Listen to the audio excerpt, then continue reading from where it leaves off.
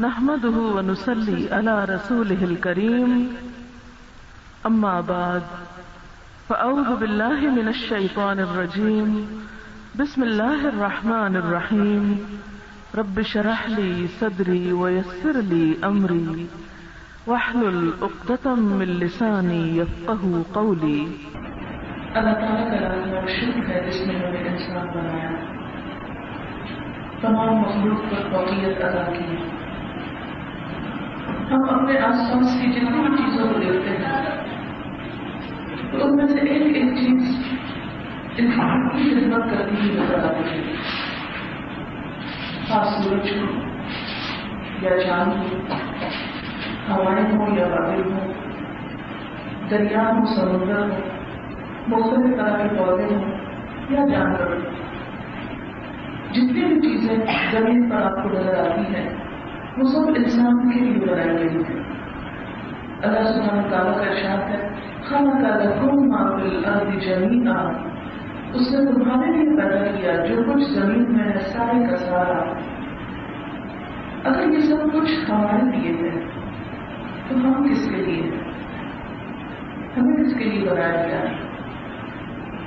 اللہ سبحانہ وتعالیٰ اس کے بارے میں قرآن پاک میں فرماتے ہیں ام حسبتم انما خلقناکم عبثا وانکم الینا لا ترجعون، کیا تم نے یہ سمجھ رکھا ہے کہ ہم نے تم کو یوں ہی بیکار پیدا کیا ہے اور یہ کہ تم ہماری طرف لوٹائے نہ جاؤ گے؟ تو گویا انسان دنیا میں بے مقصد اور بیکار نہیں آیا، اور وہ صرف اس لیے بھی نہیں آیا کہ اس دنیا کے اندر پائی جانے والی مختلف نعمتوں کو استعمال کرے اور ختم ہو جائے اور اس سے کچھ پوچھا نہ جائے۔ اللہ سبحانہ وتعالیٰ فرماتے ہیں ایحسب الانسان ان یترک سدی، کیا انسان سمجھتا ہے کہ یوں ہی چھوڑ دیا جائے گا، اس سے پوچھا نہ جائے گا کہ یہ سب کچھ جو تم کو دیا تھا اسے تم نے کس طرح استعمال کیا؟ تو گویا سب کچھ انسان کے لیے، اور انسان پھر کس کے لیے؟ بنانے والا ہی بتائے گا۔ وہ بتاتا ہے کہ انسان میرے لیے، انسان اللہ کی عبادت کے لیے، اللہ کی اطاعت کے لیے۔ قرآن پاک میں آتا ہے وَمَا خَلَقْتُ الْجِنَّ وَالْإِنسَ إِلَّا لِيَعْبُدُونِ، کہ میں نے جن اور انس کو اپنی عبادت کے لیے پیدا کیا ہے۔ جو چیزیں اس نے ہماری خاطر پیدا کی ان سب کو تو ہمارا پابند کر دیا، ان کو اپنی کوئی مرضی نہیں دی۔ مثلا آگ ہمارے لیے بنائی گئی تو اس نے آگ کو اپنی مرضی نہیں دی کہ انسان اسے جلائے تو وہ جلے گا اور وہ ٹھنڈی ہو جائے، اور وہ آگ دینے کی بجائے ٹھنڈک دینے لگے، ایسا نہیں ہوگا۔ یا اسی طرح سورج کو اگر ہمارے لیے پیدا کیا تو کبھی ایسا نہیں ہوتا کہ سورج نکلنے سے انکار کر دے یا ہیٹ دینے کی بجائے آگ پھینکنا شروع کر دے، جو گیسز کے اندر جل رہی ہیں وہ انسانوں کو جلانا شروع کر دے، نہیں۔ اسی طرح سمندر کو آپ دیکھیں کبھی بیچ میں جانے کا اتفاق ہوگا تو آپ دیکھیں کہ کس طرح اس کی لہریں آ کے ایک مخصوص مقام پر ٹھہر جاتی ہیں اور اس سے آگے آبادیوں کی طرف نہیں بڑھتی، حالانکہ جس زور کے ساتھ پانی آتا ہے اگر وہ آتا ہی چلا جائے، اگر وہ کنارے تک آتا ہے تو کنارے سے باہر بھی بہت آگے تک آ سکتا ہے، لیکن اس نے اس کو وہیں تک روک دیا تاکہ انسان کے لیے اس دنیا میں زندگی قائم ہو سکے۔ اسی طرح بے شمار چیزیں، مثلا فروٹس میں دیکھیں، ویجیٹیبلس میں دیکھیں، کھانے کی اور بے شمار چیزوں میں دیکھیں کہ جو انسان کے لیے بنائی گئی۔ مثلا اگر ایپل کو بھی اسی طرح پاؤں لگ جاتے جیسے چوزے کے ہوتے ہیں اور وہ چلنا شروع کر دیتا اور ہمارے قابو میں نہ آتا تو کھانا کتنا مشکل ہو جاتا۔ اسی طرح اگر بھیڑ بکری کو وہ شاید چیتے جیسا بنا دیتا تو ہم ان کو مسفر نہ کر سکتے۔ اگر گھوڑے کو وہ کسی ایسے جانور کی طرح بنا دیتا کہ جو اس پہ بیٹھنا محال ہو جاتا تو ہم سواری کس پر کرتے؟ دراصل یہ سب اس کا احسان ہے کہ اس نے طرح طرح کی نعمتیں بنا کر ہمارے تابع کر دی، مسخر کر دی، اور ہم سے کیا کہا کہ تم جس طرح چاہو انہیں استعمال میں لاؤ، بس ایک کام کرنا کہ ان کو استعمال کرتے ہوئے مجھے یاد رکھنا۔ لیکن اپنی یاد کے لیے، اپنی عبادت کے لیے اور اطاعت کے لیے اس نے ہمیں پابند نہیں کیا، پھر ہمیں آزادی دی، ہمیں چوائس دی کہ جو چاہے مانے، جو نہیں چاہتا نہ مانے، جو چاہے اطاعت کرے، جو چاہے ناشکری کرے. من شاء فلیؤمن ومن شاء فلیکفر، جس کا دل چاہے ایمان لائے، جس کا دل چاہے انکار کر دے. یعنی جو کچھ ہمارے لیے بنایا اسے تو ایک قاعدے کا پابند کر دیا، انہیں اپنی مرضی نہیں کرنے دی، لیکن ہمیں جو اپنے لیے بنایا تو ہمیں ساتھ ارادہ اور مرضی بھی دے دی کہ خوشی سے عبادت کرو تو ٹھیک ہے، نہیں کرتے تو نہ کرو. لیکن پھر بات اتنی بھی نہیں کہ نہیں کرتے تو چھوڑ دیے جاؤ گے، نہیں پوچھے جاؤ گے. قرآن پاک میں اللہ تعالیٰ فرماتے ہیں وَلَتُسْأَلُنَّ يَوْمَئِذٍ عَنِ النَّعِيمِ، اور تم ضرور پوچھے جاؤ گے اس سے، یعنی قیامت کے دن نعمتوں کے بارے میں کہ ان کو کس طرح استعمال کیا تھا. زندگی کے بارے میں پوچھے جاؤ گے کسے کس طرح استعمال کیا. حدیث پاک میں آتا ہے کہ ابن آدم کے قدم حشر کے میدان سے اٹھ نہ سکیں گے جب تک 5 باتوں کا جواب نہ دے دے. عمر کے بارے میں کہ زندگی کس کام میں لگائی، خاص طور میں جوانی کے بارے میں سوال ہوگا کہ جوانی میں کیا کام کیے، علم جو حاصل کیا اس پر عمل کتنا کیا، اور دین کا ہو یا دنیا کا. اسی طرح مال کہاں سے کمایا اور کن کاموں میں خرچ کیا. یہ 5 سوال ایسے ہیں کہ جن کے جواب دے کر ہی بات بنے گی اور انسان آگے بڑھ سکے گا. انسان کو اللہ نے جو عقل اور شعور اور صلاحیت ہے اور ہر چیز کو استعمال کرنے کی جو نعمتوں کی توفیق اور صلاحیت دی ہے، اس پر لازم ہے کہ انسان اس پر شکر گزار ہو اور اس زندگی کو بہترین سے بہترین کام میں استعمال کرے. آپ دیکھیں کہ اگر اللہ تعالیٰ ہمیں سونے کی ہسٹری نہ دیتے تو یہ خوشگوار پھول اور یہ سب خوبصورت نعمتیں، ایون کھانے کے جو مختلف ذائقے ہیں وہ بھی اسی وقت صحیح طور پر ہو سکتے ہیں جب ہم سن سکتے ہیں. اگر زبان پہ ٹیسٹ نہ دیتا تو یہ طرح طرح کی نعمتیں ہمارے لیے بے معنی ہو کے رہ جاتی. اگر ہماری آنکھوں کے اندر خوش ہونے کے لیے دیکھنے کی صلاحیت نہ ہوتی تو یہ سب رنگ ہمیں کالے سفید نظر آتے، بلیک اینڈ وائٹ میں چیز نظر آتی اور رنگوں میں ریکگنائز نہ کر سکتے تو یہ دنیا ہمارے لیے بالکل بور چیز ہو جاتی. تو یہ رنگ رنگ نعمتیں جو اس نے ہمیں دی ہے، طرح طرح سے خوش کر دیا ہے ہمیں، مختلف طرح کے احساسات دے کے، جذبات دے کر، خوشی اور غم کے احساس دے کر، ایون غصہ اور پھر اپنے غصے کے اظہار کا موقع دے کر، یہ سب چیزیں ہمیں دراصل نعمتوں کی شکل میں ملی ہیں اور پھر ان پر حساب بھی ہونا ہے، ان پر پوچھ بھی ہونی ہے. قرآن پاک میں اللہ تعالیٰ فرماتے ہیں خلق الموت والحیات لیبلوکم ایکم احسن عملا، اس نے زندگی اور موت کو اس لیے بنایا کہ تمہاری آزمائش کر کے دیکھے، تمہارا امتحان دے کہ تم میں اچھے کام کون کرتا ہے. تمہارا ہم میں سے ہر ایک کا حساب ہے، ہر ایک کا امتحان ہے. ہم اس دنیا میں آئے ہیں اور یہ ہماری زندگی کا صرف ایک پہلو ہے. اس میں تو کوئی شک نہیں کہ انسان ساری مخلوق سے بہتر ہے اور انسان کے لیے ہمیشہ کی زندگی ہے، لیکن جو کچھ اس وقت ہم زندگی گزار رہے ہیں یہ ہماری جو مجموعی زندگی ہے اس کا ایک حصہ ہے. قرآن پاک میں اللہ تعالیٰ فرماتے ہیں کہ اس نے تمہیں 2 زندگیاں دی اور 2 موتیں دی. ایک موت انسان کی وہ جو دنیا میں آنے سے پہلے تھی، خاموش کہیں بھی بیٹھا تھا، کچھ احساس نہیں کہ کہاں سے وہاں. پھر زندگی ملی انسان کو، اور یہ زندگی اس لیے ملی کہ انسان پروو کرے، ثابت کرے کہ وہ آئندہ اچھا سلوک کیے جانے کا مستحق ہے. پھر اس کے بعد موت ہوگی، موت کے بعد پھر ایک زندگی ہوگی جس کا کبھی خاتمہ نہیں ہوگا.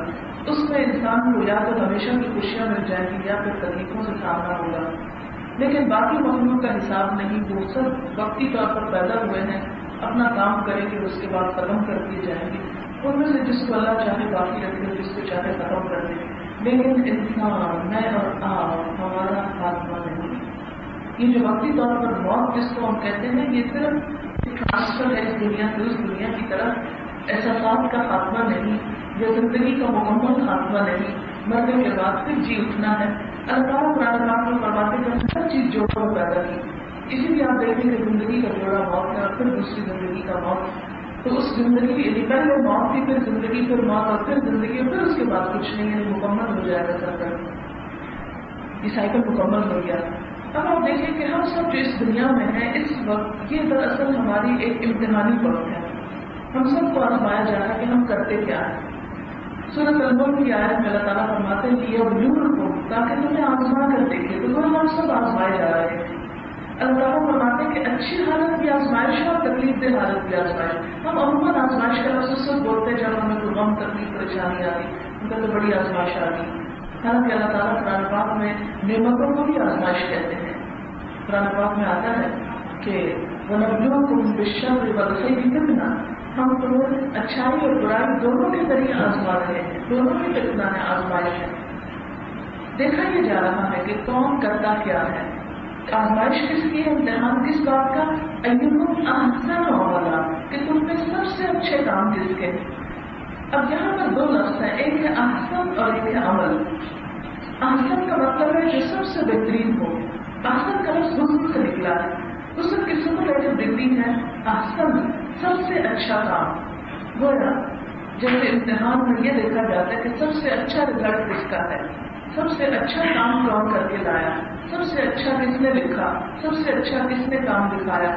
اسی طرح آخرت کے دن بھی دیکھا جائے گا کہ سب سے اچھی دنیا میں پرفارمنس کس کی رہی۔ اب اچھے کے لیے کوئی معیار ہونا چاہیے، جیسے کسی بھی امتحان میں پاس ہونے کے لیے ایک معیار ہوتا ہے۔ مثلاً آپ مختلف قسم کی ایگزامس دیتے ہیں تو ہر ایک میں پاس ہونے کا معیار مختلف ہے۔ کہیں پر معیار یہ ہے کہ آپ 40% مارکس لیں، کہیں پر یہ ہے کہ ٹاپ 10 بس پاس قرار دیے جائیں گے، کہیں پر 90% سے ابو چاہیے، کہیں کسی طرح امتحان ہے، کہیں کسی طرح، سارے امتحان برابر نہیں ہوتے۔ اسی طرح آخر کا امتحان جو ہے اس کے لیے شرط یہ نہیں کہ اتنے فیصد نمبر یا اتنے فیصد، اس میں شرط یہ ہے کہ وہ احسن کے معیار پر پورا ہوتے۔ احسن میں دو شرائط پائی جاتی ہیں، ایک تو یہ ہے کہ اللہ تعالیٰ کی خاطر سب کام ہو، اور دوسرا یہ کہ نبی صلی اللہ علیہ وسلم کی سنت کے مطابق ہو جو ہماری عبادات وغیرہ ہے، خاص طور پر ریچولس۔ اور عمل کو ہم 3 حصوں میں ڈیوائڈ کر سکتے ہیں جو اسلام کے اعتبار سے اس کی 3 ڈویژنز بنتی ہیں۔ سب سے پہلا عمل انسان چاہے ہاتھ پاؤں نہیں ہلا رہا، خاموش بیٹھا ہے، لیکن وہ سوچ ضرور رہا ہے۔ یعنی اسلام میں عمل کی ڈیفینیشن جو ہے وہ سوچ سے شروع ہوگی۔ ایک شخص کچھ بھی نہیں کر رہا، صرف سوچ رہا، تو یہ سوچ بھی اس کی عمل شمار ہوگی۔ اور اس کے لیے متعدد آیات اور احادیث ہمیں بتاتی ہے کہ انسان دنیا میں جتنے بھی کام کرتا ہے ان سب کا انحصار اس کی نیت پر، اس سوچ کو انسان کی نیت بھی قرار دیا جاتا ہے۔ نبی صلی اللہ علیہ وسلم نے فرمایا انما الاعمال بالنیات، عمل کا دار مدار نیت پر ہے۔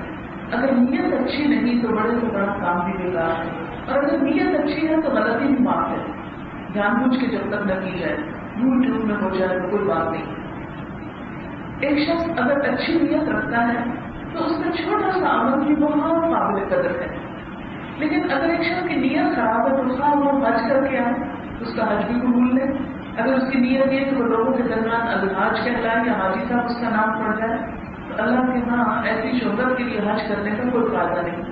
اگر ایک شخص صدقہ خیرات کا کوئی کام کرتا ہے صرف اس لیے کہ اس کا نام لکھ دیا جائے کہیں پر اور اس کو لوگوں سے تعریف مل جائے تو اس کا کوئی فائدہ نہیں اس کو۔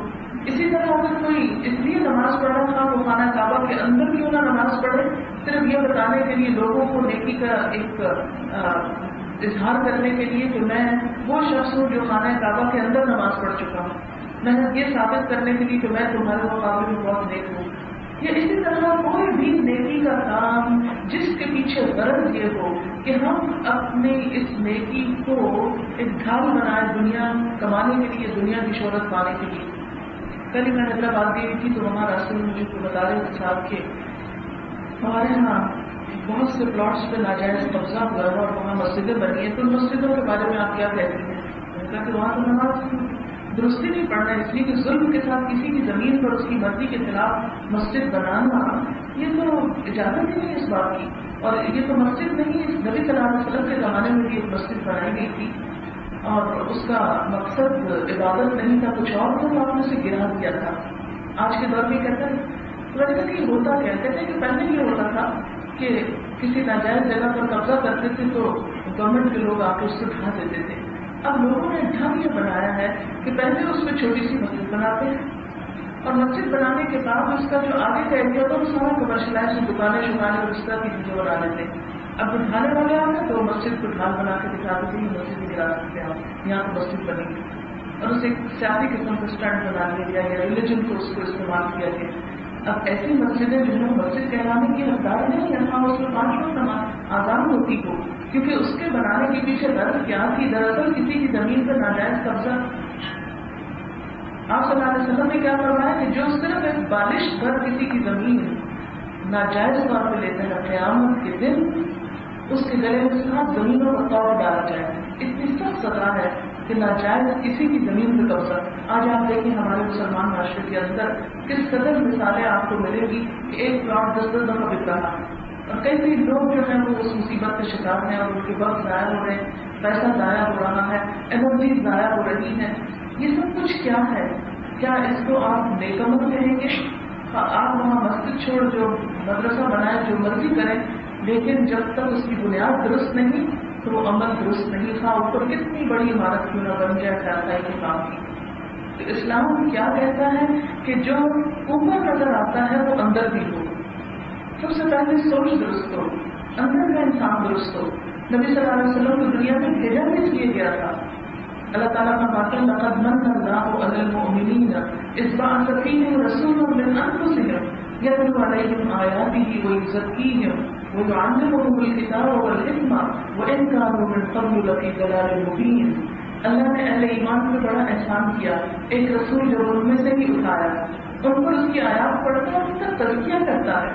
یہ تزکیہ کیا چیز ہے کہ سب سے پہلے انسان کی روح, اندر کے انسان کو دھویا جائے, اندر کی نیت کو درست کیا جائے, اس کی روحانیت کو ابھارا جائے, اس کو انرچ کیا جائے تاکہ اندر کی قوت آئے تو باہر کو بھی درست ہو جائے. کیونکہ اگر آپ جیسے سب جانتے ہیں کہ اگر کسی مریض کی ریزسٹنس پاور جو ہے وہ درست نہیں ہے تو ہر بیماری اس کو اٹیک کرے. تو بہترین ڈاکٹر کیا ہے کہ جو اس کو بلڈ کرنے کی کوشش کرے, نہ کہ صرف دوائیوں سے مرض ختم کرنے کی کوشش کرے, اس کی مریض کی غذا اور باقی چیزیں جو ہے تاکہ اس کے اندر جو ہے صلاحیت پیدا ہو اور وہ نظام جو دفاعی کام کرتا ہے امراض کے خلاف وہ پیدا ہو تاکہ وہ مرض سے بچ سکے.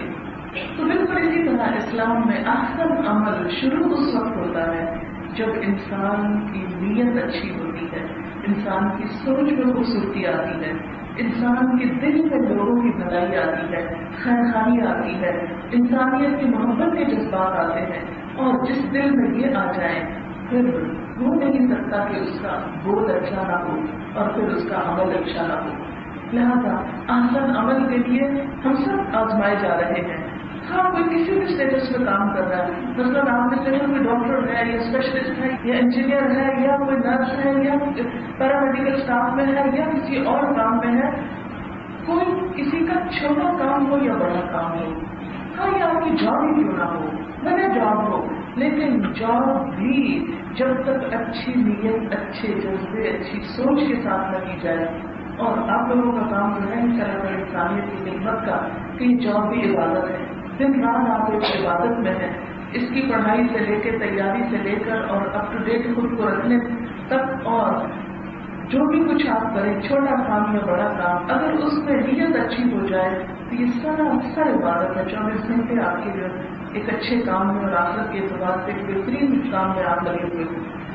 لیکن یہ اسی وقت ہو سکتا ہے کہ جب نیت اللہ کو خوش کرنا ہو, کوئی اپنے سے سنیت دیکھ رہا ہو یا نہ, وہ موجود ہو کہ نہ, اپنا ٹائم صحیح طور پر استعمال کرنا اور پوری سنجیدگی کے ساتھ کرنا اور ایک ایک لمحے کو استعمال کرنا نہ کہ کاٹنا.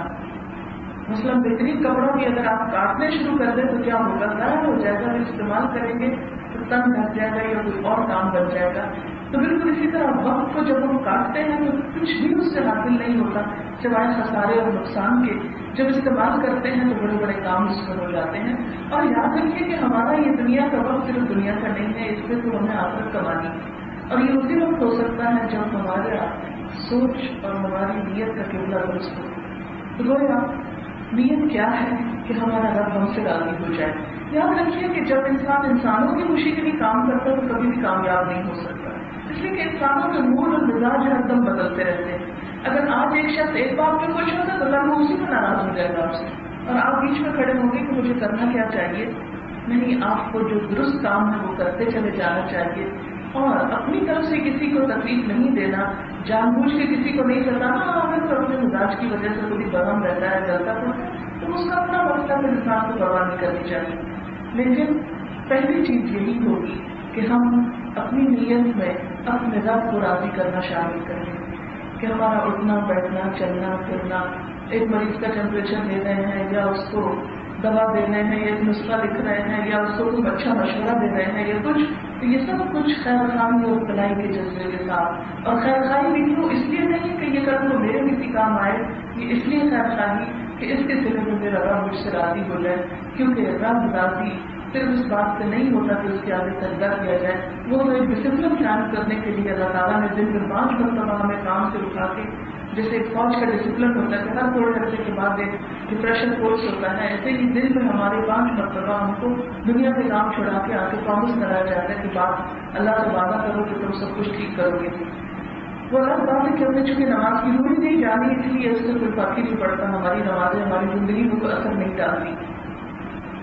تو بہرحال سب سے پہلی چیز خیر خواہی، انسانوں کی محبت۔ پیغمبر علیہ السلام جتنے بھی دنیا میں آئے ان سب کا سب سے امتیازی شان اور وصف جو تھا وہ کیا تھا، جو انہوں نے خود بھی کیا اور دوسروں کو بھی سکھایا، انسانوں کا بھلا، انسانوں کی خیر خواہی، کیونکہ یہ ساری مخلوق اللہ کا کنبہ ہے اور اس میں کسی ریلیجن اور کسی اسٹیٹس اور کسی چیز کو بھی خاطر بلائے بغیر، ہر کوئی مسلمان ہے یا ہندو ہے یا عیسائی ہے یا کوئی بھی ہے، اس سے ہمیں کوئی غرض نہیں، وہ اللہ کی مخلوق ہے، ہمیں اس کی خدمت کرنا ہے۔ یہ نہیں کہ جو اپنے مذہب یا دین کا ہے اس کے ساتھ زیادہ اور جو دوسرے کا ہے اس کے ساتھ لاپرواہی، ہرگز نہیں۔ اسلام ہمیں یہ نہیں سکھاتا، اسلام ہمیں ساری انسانیت کے ساتھ بھلا کرنا سکھاتا ہے، ہاں وہ کسی بھی دین پر ہو۔ اب اگر وہ اچھا ہے یا نہیں، کوئی نیک ہے یا بد ہے، اس کا معاملہ اس کے رب کے ساتھ، ججمنٹ وہ کرے گا، سزا وہ دے گا، فقیر سب کو معاف کرے گا، وہ بار بار قرآن پاک میں آتا ہے، جسے چاہے معاف کرے، جسے چاہے بخش دے اور جسے چاہے عذاب دے۔ یہ ہمارا کام نہیں کہ ہم کسی کے مذہب یا اخلاق یا کسی بھی عمل کی وجہ سے ہم اپنے پیشے میں اس کو سزا دینا شروع کر دیں یا اس کے ساتھ کوئی بھی برا ارادہ کریں۔ نہیں، ہمارے پاس کوئی بھی آیا ہے، چاہے وہ مجرم چور ڈاکو ہی اگر ہمارے ہاتھ میں آیا پڑتی کرنے کے لیے، تو ہم اس کو چھٹکیں گے نہیں یا کچھ برا نہیں کریں گے کہ تم تو مجرم ہو، یا ہمارا حق نہیں کہ ہم تانا دینا شروع کر دیں۔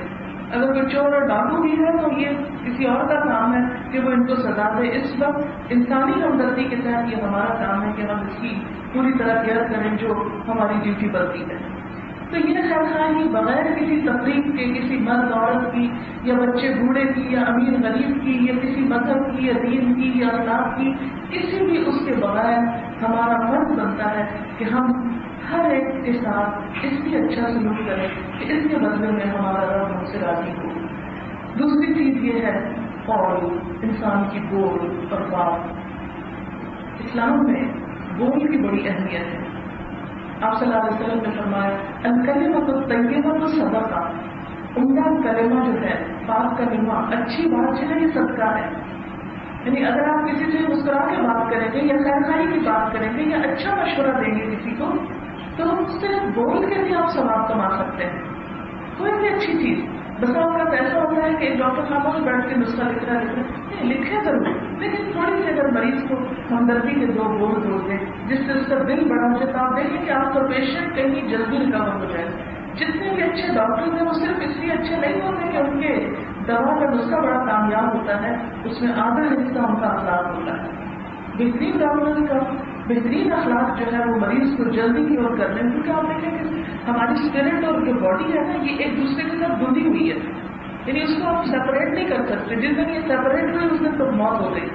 تو جب تک انسان زندہ ہے یہ دونوں چیزیں ساتھ ساتھ جڑی ہوئی ہیں۔ اس لیے اگر آپ باڈی کو کیور کرنا چاہتے ہیں تو روح کا خوش ہونا اور اس کا پیسفل ہونا بہت ضروری ہے۔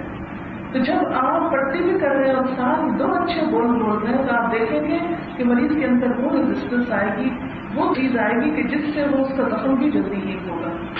اور اگر وہ ڈپریشن میں چلا گیا، مایوسی میں اور تکلیف اور پریشانی اور موت کے خیال میں، تو آپ دیکھیں گے کہ وہ اس کا ریکور کرنا ایک چھوٹی سی بیماری سے بھی بہت مشکل ہو جائے گا۔ اس لیے اچھا بول صدقہ ہے۔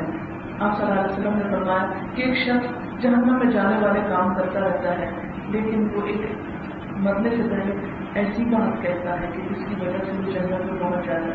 ہمیں بات میں گارنٹی نہیں ہے کہ ہم خوب گناہ کریں تاکہ مرنے سے پہلے ایک اچھی بات کریں گے، وہ تو چاند کی بات ہے، لیکن سمجھانا یہ مقصود ہے کہ ایک شخص کی کوئی خرابی بھی ہو سکتی، گناہ بھی ہو سکتا ہے، مگر اس کی اچھی بات جو ہے جو دوسرے کا دل خوش کرے اور اس کو اذیت سے بچائے، وہ اس کے لیے ایک بہترین اجر و ثواب کا باعث ہے اور اس کی نجات کا سبب ہے۔ اسی طرح سے آپ نے فرمایا کہ لوگ بے دھیانی میں باتیں کرتے رہتے ہیں، بسا اوقات ایک بات کسی کی زبان سے ایسی نکلتی ہے جس کی وجہ سے وہ جہنم کی اتھاہ گہرائی میں جا پہنچتا ہے، کیونکہ وہ ایک بات دوسرے کے اندر تک جلا دیتی ہے۔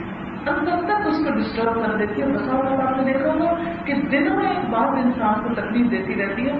آپ سو رہے ہو, سوتے سوتے آنکھ کھلے تو وہ چپکی ہوئی بات آپ کے سینے پہ موجود ہوتی ہے. تو اس لیے بات کو بہت احتیاط کی ضرورت ہے. ہم میں سے ہر ایک کی بات لکھی جا رہی ہے. قرآن پاک میں اللہ تعالیٰ فرماتے ہیں ما یلفظ من قول الا لدیہ رقیب عتید. اس کی زبان سے کوئی لفظ نہیں نکلتا مگر یہ کہ ایک حاضر باش نگران لکھنے کو موجود ہوتا ہے. ایک ایک لفظ قرآن پاک میں آتا ہے ان کل نفس لما علیہا حافظ. ہر شخص پر کوئی نہ کوئی نگران موجود ہے, یعنی اللہ کے فرشتے جو اس کی واچ کرتے ہیں کہ کیا بولا ابھی اس نے. اور ایک اور آیت میں آتا ہے وَإِنَّ عَلَيْكُمْ لَحَافِظِينَ كِرَامًا كَاتِبِينَ کہ تم پر نگرانی کرنے والے موجود ہیں, کرامن کاتبین موجود لکھنے والے. وہ سب کچھ جو انسان بولتا اور کرتا ہے وہ نوٹ کرتے رہتے ہیں. مسلسل دائیں بائیں ہمارے اچھے برے کام جو ہیں وہ ریکارڈ ہوتے رہتے ہیں. اور آج کی دنیا میں تو اس مسئلے کو سمجھنا کچھ مشکل بھی نہیں. آڈیو ویڈیو چیزیں ایسی ایجاد ہو چکی ہیں, کیمرے اور ریکارڈرز وغیرہ, کہ جس کے ذریعے انسان کی بیک وقت تصویر اور آواز دونوں ہی لی جا سکتی ہے. تو اسی طرح اللہ تعالیٰ نے بہت پہلے سے یہ انتظام کر رکھا ہے کہ انسانوں کی گفتگو جو ہے اور ان کے اعمال جو ہے ان کا ریکارڈ رکھا جائے اور قیامت کے دن کو سامنے لا کے رکھ دیا جائے. اس وقت انسان پکار کر کہے گا ما لہذا الکتاب, اس کتاب کو کیا ہوا. یہ کتاب لکھی ہوئی چیز کو کہتے ہیں. اس کتاب کو کیا ہوا. لا یغادر صغیرۃ ولا کبیرۃ الا احصاها. اس نے نہ تو کوئی چھوٹی بات چھوڑی اور نہ بڑی, سب کچھ لکھ لیا, گن گن کے رکھا.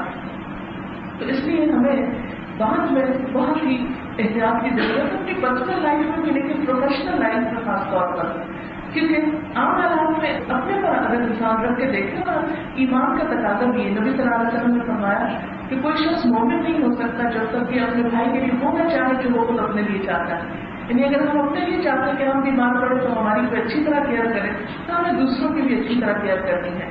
اور اس میں آپ دیکھیے کہ آپ نے محسوس کیا ہوگا کہ عام دنوں میں تو انسان بہت اسٹرانگ ہوتا ہے, لیکن ذرا سی بیماری آئے, ذرا سی تکلیف آئے جسمانی طور پر تو ایک دم ڈاؤن ہو جاتا ہے. چھوٹی چھوٹی باتوں میں بہت سینسیٹیو ہو جاتا ہے. تو مریض جو ہوتے ہیں وہ ویسے بھی بہت اپنی بیماری کے خوف سے سینسیٹیو ہوتے ہیں, تو ان کو چھوٹی سی بات بھی بہت زیادہ تکلیف دینے کا سبب کرتی ہے.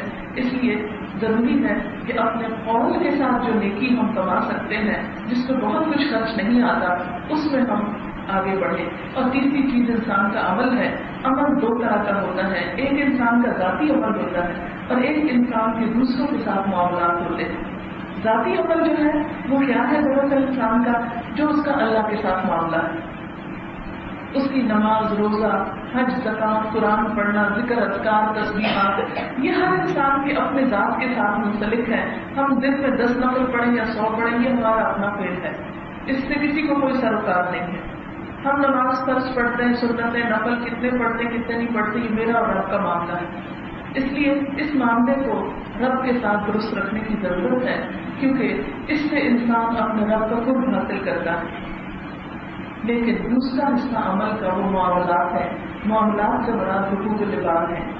حقوق العباد اور حقوق اللہ, ان دونوں میں بیلنس ہونا بہت ضروری ہے. ایکچولی یہ ایک دوسرے کو ہیلپ کرتے ہیں. مثلا نماز پڑھنا جو ہے یہ انسان کے اندر ایک ایمانی قوت پیدا کرتا ہے, جس سے بندوں کے ساتھ معاملہ درست ہونے میں مدد ملتی. لیکن ہم نے اس کو الگ خانے میں ڈال دیا اور اس کو الگ خانے میں ڈال دیا. بعض لوگ یہ کہتے ہیں کہ ایک نمازوں پڑھنے کا فائدہ ہوا کہ لوگوں سے اچھے رہو بس. بعض کہتے ہیں بس نماز پڑھنا ضروری ہے, لوگوں کے ساتھ جو بھی ہوتا ہے ہو جائے. نہیں, ایک مسلمان کے لیے دونوں طرف, یعنی ایک طرف اس کا رب کے ساتھ لنک رہے, مضبوط لنک, کہ جس سے اس کو انرجی ملے گی, اور دوسری طرف وہ بندوں کا خیر خواہ ہو جس سے وہ بندوں کی بھلائی کا کام کرے. اور معاشرے میں خوشگواری اور خوشی صرف اس وقت آ سکتی ہے جب ہر بندہ اپنا فرض ادا کرے اور دوسرے سے اچھائی کا انتظار کیے بغیر خود اچھائی کی ابتدا کرے. اور یاد رکھیے جو اچھائی کی ابتدا کرتا ہے, انا میں تو تھوڑی سی چوٹ پڑتی ہے, لیکن اللہ کے یہاں اس کا اجر کئی گنا زیادہ ہے بنسبت اس کے کہ جو صرف بدلے کے صلے کے طور پہ اچھائی کرتا ہے. مثلاً ایک سلام ہی کو لے لیجیے, جو سلام میں پہل کرتا ہے وہ 30 نیکیاں پاتا ہے, جو جواب دیتا ہے وہ 10 پاتا ہے. اب پہل کرنے میں رکا ہوگا, جھجک ہوتی ہے یہ شخص ہماری پرواہ نہیں کرتا, ہم اس کو سلام کریں. کبھی ہم چند لمحوں کے لیے غور کریں تو ان میں سے کون سی چیزیں جو ہمارے ساتھ اگلی دنیا میں بھی جائے گی. آج ہماری زندگی کا خاتمہ ہو تو ان میں سے کون کون ساتھ جائے گا. ایک رنگ بھی پتلی کی پہنی ہو تو اتار نہیں جاتی. میں نے کسی ڈیتھ پر ایک عورت کی زیور کر کے دیکھا تو بہت میری تکلیف ہوئی تھی مجھے. کیونکہ اللہ ان چیزوں پر کتنی لڑائیاں ہوتی ہیں, کتنی بد اخلاقیاں ہوتی ہیں, کیسے بدگمانیاں ہوتی ہیں. اور جب انسان چلا جاتا ہے تو ریزسٹ بھی نہیں کر سکتا, سب اتار رہے ہوتے ہیں اور اگر اترتا نہیں تو کاٹ رہے ہوتے ہیں کہ ساتھ نہیں جا رہے تھے. بہترین سے بہترین جوڑا بھی پہنا ہوا ہو تو کفن اس میں نہیں دیتے, لٹھے میں یا سادے کپڑے نہیں دیتے, اور اگر اس میں دے گی تو حاصل کچھ نہیں, وہ وہاں عذاب سے بچانے کے کام نہیں آتا. پوری ڈگریوں سے کمرہ میں اتنا رکھنا ہوتا ہے, دیکھیں گے کہ وہ قبر میں تو ان میں سے ایک کا بھی نہیں پوچھا جائے گا جب تک اخلاق اچھا نہ ہو یا ان ڈگریوں کو لینے کے بعد اپنا کام صحیح نہ کیا. اسی طرح اگر اور کچھ ہے پاس, جائیداد ہے تو وہ بھی یہی رہتی, چند فٹ جگہ بس چاہیے وہاں کے لیے, سب وہی رہ جاتا ہے. جانا سب میں بڑھتی ہوئے ہے, برابر ہو جاتا ہے وہاں جا کے سب کچھ. ایک چیز جسے ساتھ جانا ہے وہ انسان کا احسن عمل ہے, جس کے لیے ہم سب کو کوشش کی ضرورت ہے. اور یاد رکھیں کہ کسی بھی کام کے لیے, کسی بھی عمل کے لیے علم لازم ہوگا, علم کے بغیر عمل نہیں ہوگا. لہٰذا اپنی زندگی میں سے کچھ نہ کچھ وقت علم کے لیے ضرور نکالیے. اپنے اس علم کے لیے جو آپ کا پروفیشنل زندگی سے کرنے کا اس کے لیے بھی ضرور ہونا چاہیے, کیونکہ انسان اس میں بھی جب تک اپ ٹو ڈیٹ نہیں رہتا تو بہترین طریقے سے کام نہیں کر سکتا. ٹھیک ہے ہمارے یہاں فیسلٹیز نہیں ہے, بہت کچھ نہیں ہے کہ ہم خود سے کچھ ریسرچ کر سکیں یہاں, لیکن ایٹ لیسٹ جو ریسرچ دنیا میں شروع ہو رہی ہے اس سے کسی نہ کسی طرح ان ٹچ رہنا, آگاہ رہنا, انٹرنیٹ کے تھرو ہو یا میگزینس کے یا جرنل سے یا ریسرچ آرٹیکلس کے کوئی بھی طریقہ ہو سکتا ہے. لیکن وہ ہم سب کا ایک اخلاقی فرض بنتا ہے کہ ہم اپنے پروفیشنل لائف میں بھی آگے بڑھیں اور جدید علم سے واسطہ رکھیں. اور دوسری طرف اپنی روحانی زندگی کی تقویت اور قوت کے لیے ضروری ہے کہ اللہ کی کتاب قرآن پاک سے ضرور رابطہ اور واسطہ رکھیں. اور اس کے لیے آپ اس میں سے چند آیتیں ایک پیج روز پڑھنے کی اپنے ساتھ عہد کر لیں. کوئی بھی ایک وقت مقرر کریں اور آپ دیکھیں گے کہ 5-10 منٹ سے زیادہ نہیں لگتے, لیکن وہ پڑھتے پڑھتے آپ کو انشاءاللہ بہت کچھ اپنے اندر بھی بہتری محسوس ہوگی. اسی طرح اگر تھوڑا سا وقت مثال کے طور پر پڑھنے کو نہیں بھی لگتا, یہ بات سمجھ میں نہیں آتی, تو کچھ نہ کچھ سننے کے لیے کیسٹس وغیرہ جو ہے گاڑی میں آتے جاتے یا گھر میں کام کرتے یا کسی بھی جگہ جہاں کوئی اور آپ کو اطلاع زیادہ نہ کرے تو کچھ نہ کچھ حصہ آج کل ٹیلی ویژن میں, ریڈیو میں کیسٹس کی شکل میں بہت ملتا ہے کہ جس میں قرآن کی کچھ عربک اور ٹرانسلیشن یہ اپنی زندگی کا ایک معمول بنائے. اور کچھ نہیں تو کمرے میں سیٹ کر چھوڑیں, سونے سے پہلے 10 منٹ آپ اس کو سن کے سو جائیں تو آپ دیکھیں گے کہ اس سے آپ کو روحانی سکون ملنا شروع ہوگا. اور جتنا روحانی سکون بڑھے گا اتنی کارکردگی بہتر ہوگی اور آخرت کے لیے بھی انسان بہتر سے بہتر عمل کر سکے گا.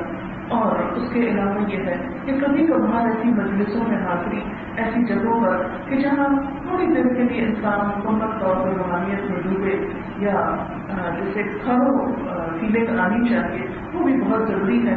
نبی صلی اللہ علیہ وسلم نے تو اپنی مسجد میں عورتوں کا حصہ رکھا تھا اور وہاں پر مسجد نبی میں آج تک عورتیں حاضر ہوتی ہیں. افسوس کہ ہمارے معاشرے میں ایسا انتظام کم ہے.